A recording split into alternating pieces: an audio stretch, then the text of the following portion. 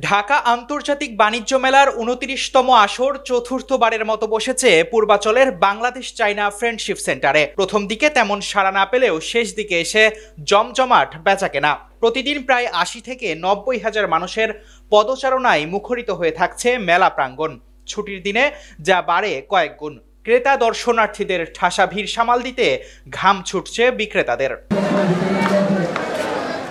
এদিকে ২০ একর জায়গা নিয়ে অনুষ্ঠিত এই মেলায় রাখা হয়নি কোনো ধরনের বিশ্রামের জায়গা।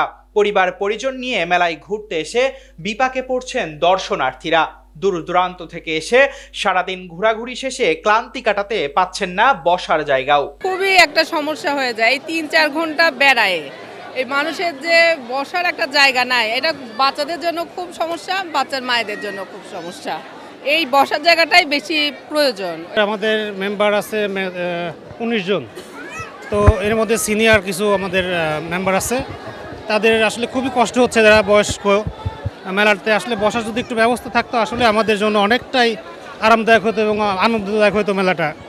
তো আশা করি কর্তৃপক্ষ বিষয়টা দেখবেন ইনশাল্লাহ।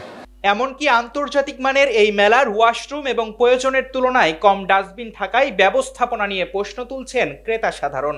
বিশেষ করে ওয়াশরুমের ব্যাপারটা, ওয়াশরুম একেবারেই পরিবেশ সম্মত না। গতবারের থেকে এবার খারাপ হয়েছে। পরিবেশ সম্মত একদমই না, ওয়াশরুমে গেলে বমি করতে করতেই হয়ে যাচ্ছে, এটা সমস্যা। এখন এই দিকে একটু নজর দেওয়া উচিত। সরকারের কাছে আমরা চাওয়া পরবর্তীতে যেন আবার বসার জন্য আমাদের একটা স্কোপ থাকে, যেন জনগণ এভাবে দাঁড়িয়ে থাকা যায়, বিল্ডিংয়ের নিচে না বসে একটা প্লেস করে দেওয়া উচিত ছিল। পরবর্তীতে আমরা সেটাই চাওয়া। আমার মনে হয় কি পরের বারের জন্য এই বসার জায়গাটা আগে করে তারপরে দোকানের সিস্টেমগুলি করা উচিত।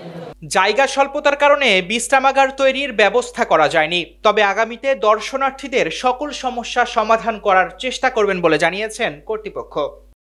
Tarique Rahman, news now 24।